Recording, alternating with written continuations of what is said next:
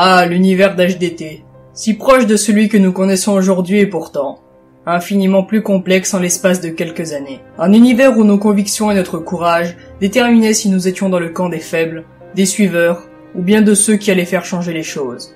Cela a toujours été ainsi, mais dans cette tranche de notre histoire plus que jamais. Au cœur d'une guerre où l'humanité, l'empathie voire l'amour, se mêlaient aux monstres que nous combattions.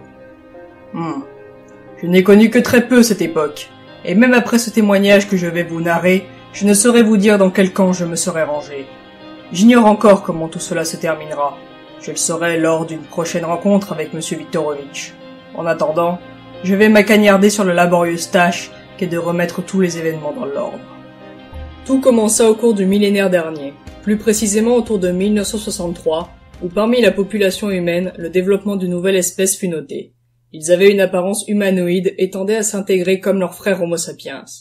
Ils naquirent 50 ans avant que Liev et son petit groupe ne débutent leurs vidéos sur le net en mars 2013. Lorsque les grands de ce monde se rendirent compte qu'ils dirigeaient de nouveaux occupants, ils se pressèrent de les baptiser hybrides et d'en connaître plus sur eux. Rapidement, ils purent constater qu'ils avaient une force hors du commun, un régime alimentaire uniquement carnivore, une agressivité accrue et des défenses immunitaires quasi parfaites. Aucune recherche approfondie ne put être menée sur des sujets isolés, car ils étaient intelligents et bien trop forts pour être confinés. Cette espèce n'avait pas eu pour projet d'être déclarée. Malheureusement, ils ne purent cacher bien longtemps leurs existences, et la curiosité des humains était insatiable. Rapidement, les hybrides furent classés en 2 catégories de niveaux. Les niveaux 1, comme l'hybride Nikolai que vous connaîtrez bientôt, faisaient partie des moins agressifs et des plus sociables.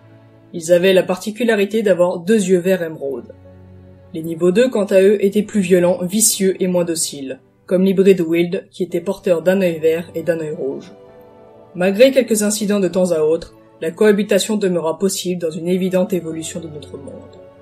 10 ans plus tard, en 1973, apparut un 3e niveau d'hybrides, qui furent baptisés les brutaux à cause de leur violence extrême et de leur sociabilité quasi inexistante.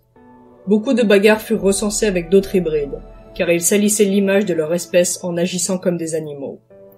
Ces individus portaient 2 yeux rouges, et ils n'hésitaient pas à s'attaquer aux humains. Lentement, la peur s'installa, et malgré les tentatives pacifiques pour les comprendre, la situation dérapa, et des humains furent dévorés en grand nombre. S'ensuivit une guerre d'espèces, ouverte, où chaque horreur était d'un nouveau genre. Des prisons et des camps d'exécution furent établis pour les hybrides, et les civils armés étaient autorisés à les tuer à vue. La nouvelle espèce fut mise à mal, leur nombre fut considérablement réduit, et une paix bancale fut instaurée. Les hybrides vivaient loin des humains désormais, reclus dans les campagnes, le ventre noué par l'incompréhension et la colère des proches que nous leur avions arrachés.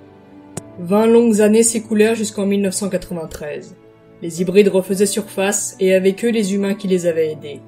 Le gouvernement choisit de prévenir plutôt que de guérir, et lança une nouvelle chasse à l'homme. La nouvelle espèce n'eut ni le temps de dévoiler ses intentions, ni d'instaurer un dialogue qu'une 2e vague faillit bien entraîner leur extinction. Des lois naquirent. Toute complicité ou lien amoureux avec un hybride était puni par la peine de mort. Beaucoup d'humains abandonnèrent les survivants de la Première Guerre suite à cette législation.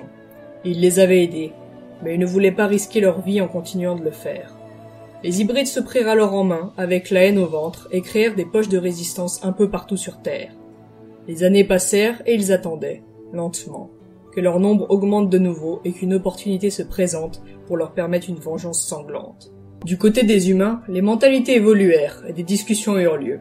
La population était épuisée par la situation qui ne s'améliorait jamais, par la peur qu'ils ressentaient en sortant de chez eux. Suite à ces discussions, un terrain d'entente fut trouvé. Les humains acceptèrent la présence d'hybrides en tant qu'animaux de compagnie. Leur statut avait été réduit à celui d'une bête, en parallèle de bien des lois destinées à les accabler. Les hybrides devaient être adoptés dès leur première année, puis dressés pour apprendre le savoir-vivre. Ils devaient porter obligatoirement un collier, être tenus en laisse en public, et enfin, lors de leur 5e année, lorsqu'ils atteignaient l'équivalent de l'adolescence, ils devaient être euthanasiés. Malgré les dressages, des tendances à la désobéissance avaient été constatées, et avaient été conclues par des comportements dangereux. Les hybrides adultes, qui avaient survécu aux guerres, restèrent cachés et méfiants. Beaucoup considéraient la situation comme étant répugnante. Ils n'eurent pas plus de remords à trancher une gorge humaine le lendemain. Malgré tout, doucement, des bébés furent laissés dans les refuges prévus à cet effet à l'écart des villes. Certains parents avaient jugé que 5 années en étant heureux valaient plus qu'une vie de peur et de meurtre. Ils priaient silencieusement pour que les adoptants puissent faire ouvrir les yeux aux puissants sur le fait que les hybrides avaient eux aussi une place dans le monde civilisé. Au début de cette nouvelle cohabitation, beaucoup de choses se produisirent. Les familles s'aventurèrent en forêt et parfois les parents de leur animal les surprenaient et passaient quelques instants avec leurs enfants. Des manifestations éclatèrent. Les hybrides n'étaient pas des animaux. Toutes ces tentatives demeurèrent muettes, jusqu'à ce qu'une vidéo virale sur internet montre un enfant de 8 ans qui se débattait férocement dans les bras de ses parents, pour empêcher le vétérinaire d'euthanasier son hybride de niveau 3. Celui-ci se laissait docilement faire, les joues humides et les yeux rivés sur son jeune maître. Dès lors, ce mouvement pour la paix avec les hybrides fut reconnu, mais concrètement, rien ne changea.